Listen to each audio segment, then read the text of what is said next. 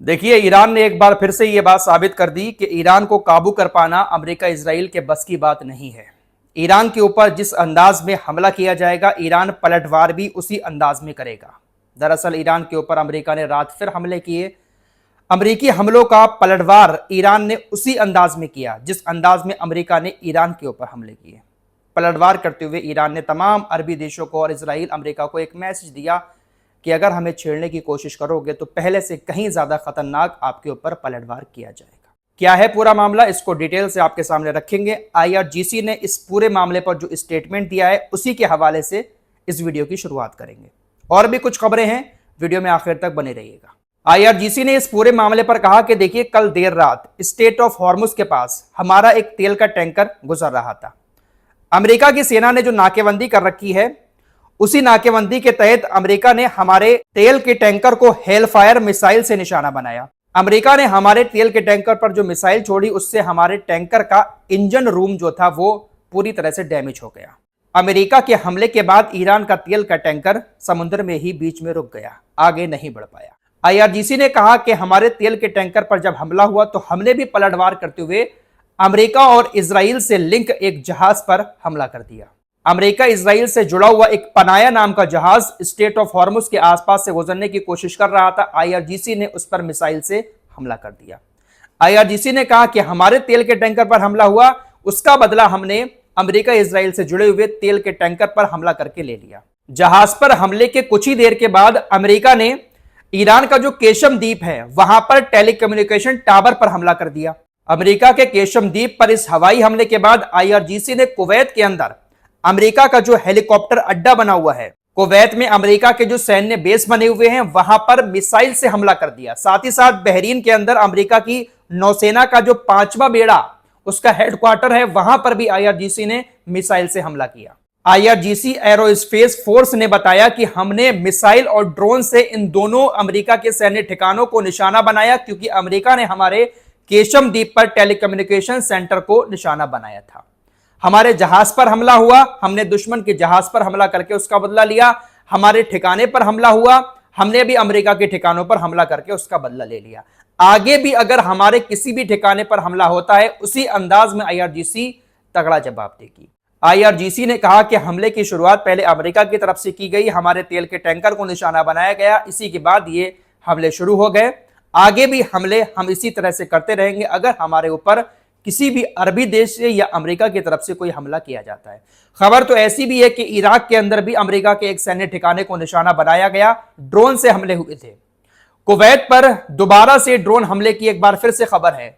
दिन के वक्त में कई सारे ड्रोन हमले आईआरजीसी की तरफ से कुवैत के सैन्य ठिकाने पर किए गए थे। अमेरिकी सेंटकॉम ने बताया कि सभी को सफलतापूर्वक रोक लिया गया है। फिलहाल कुल मिलाकर बात यह है कि अमेरिका अपने तमाम अरबी साथियों के साथ मिलकर ईरान को दबाने की कोशिश कर तो रहा है, लेकिन ईरान ना पहले काबू में आया था और ना ही अभी काबू में आ पा रहा है।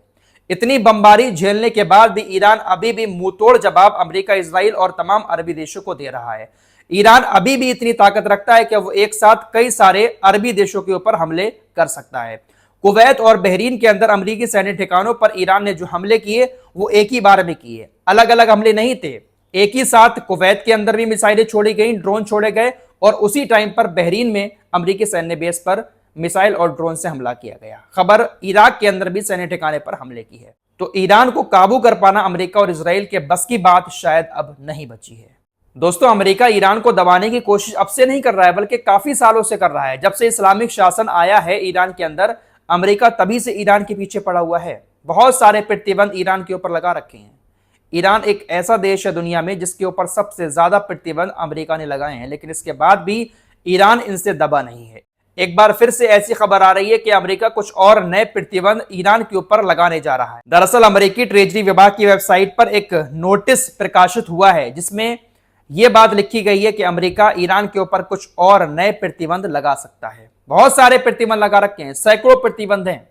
बहुत सारा पैसा अमेरिका ने ईरान का फ्रीज भी कर रखा है दूसरे देशों में। ईरान दूसरे देशों को उधार में तेल देता था, पैसा बाद में ले लेता था, लेकिन जब प्रतिबंध लगाए अमेरिका ने तो जो पैसा दूसरे देशों पर था वो पैसा दूसरे देशों के बैंक में फ्रीज हो गया। फिलहाल ट्रंप की तरफ से हर एक कोशिश की जा रही है कि ईरान को कैसे भी दबाया जाए, लेकिन ईरान दब नहीं रहा है। लेबनान के बॉर्डर पर चलते हैं। पिछली रिपोर्ट में सारी जानकारी उस बॉर्डर की दे चुका हूं। हिजबुल्लाह ने भी एक बार फिर से कह दिया है कि वो इस सीज फायर को नहीं मानते। जब तक इजराइल हमारे ऊपर हमला करता रहेगा हम इस सीज फायर को नहीं मानेंगे। मौतें उस बॉर्डर पर भी बहुत ज्यादा हुई हैं। आंकड़ा सामने आया है 2 मार्च से अब तक इजरायली हमलों में कम से कम 3,468 लोग लेबनान के अंदर मारे गए हैं। 10,577 लोग लेबनान के अंदर घायल हो चुके हैं। मौतें हर जगह इजराइल के हमलों में हो रही हैं। गाजा में इजराइल हमले करता है, वहां पर भी हमेशा मौतें होती हैं। लेबनान में हमले किए, वहां पर भी मौतें हुई। ईरान में हमले किए, मौतें वहां पर भी हुई। इससे आप अंदाजा लगा सकते हैं कि ये लोग जानबूझकर उन्हीं जगहों को निशाना बनाते हैं जहां पर मौतें ज्यादा हों। ईरान भी तो बहुत हमले कर रहा है, ईरान के हमलों में ज्यादा मौतें नहीं होती हैं। आइए मुश्तबा खामनेई की बात कर लेते हैं। देखिए, मुश्तबा खामनेई को लेकर अमेरिका और इजराइल की तरफ से पूरी दुनिया में यह बात फैलाई गई कि मुश्तबा खामनेई पहली चीज तो जिंदा ही नहीं है, और अगर जिंदा है तो वो इस लायक नहीं है कि देश को चलाने के लिए कोई फैसला ले सके। बुरी तरह से वो इजराइल के हमले में घायल हो गए थे। लेकिन अब अमेरिका ने सच कबूल कर लिया है। अमेरिका के विदेश मंत्री मार्को रूबियो ने कहा कि ईरान के सुप्रीम लीडर मुश्तबा खामनेई ना सिर्फ जिंदा हैं बल्कि वो देश के बड़े और रणनीतिक फैसलों में एक्टिव रूप से भूमिका निभा रहे हैं। मार्को रूबियो ने अमेरिकी इंटेलिजेंस के हवाले से इस बात की पुष्टि की है कि मुश्तबा खामनेई पूरी तरह से सही सलामत हैं, जिंदा हैं।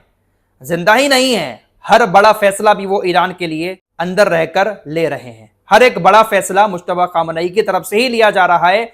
ये बात अब कबूल कर ली है अमेरिका के विदेश मंत्री मार्को रूबियो ने। अमेरिका इजराइल प्रोपेगेंडा फैलाने में तो बहुत आगे हैं ही। कैसे कैसे प्रोपेगेंडा चलाए कि वो कोमा में पहुंच चुके हैं, कभी कहा कि वो रशिया में इलाज कराने गए हैं। बहुत सारी बातें उनको लेकर चली, लेकिन अब कबूल करना शुरू कर दिया है। ऐसी भी बातें चलाई गई कि IRGC के अधिकारियों और ईरानी सरकार के अधिकारियों के बीच बात बन नहीं रही है। कोई ऐसा शख्स नहीं बचा है जो फैसले ले सके, लेकिन अब कबूल कर रहे हैं। सब कुछ ठीक ठाक जब ईरान के अंदर चल रहा है तो अब कबूल कर रहे हैं कि मुश्तबा खामनेई जिंदा है और वही ईरान को चला रहे हैं। पिछले 3 महीने से हम इस जंग पर पूरी तरह से नजर बनाए हुए थे।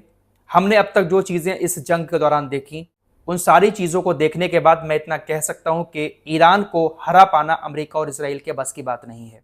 अमेरिका इजराइल ने 28 फरवरी को जब ईरान के ऊपर हमला किया था तो उस हमले की तैयारी काफी सालों से ये लोग कर रहे थे।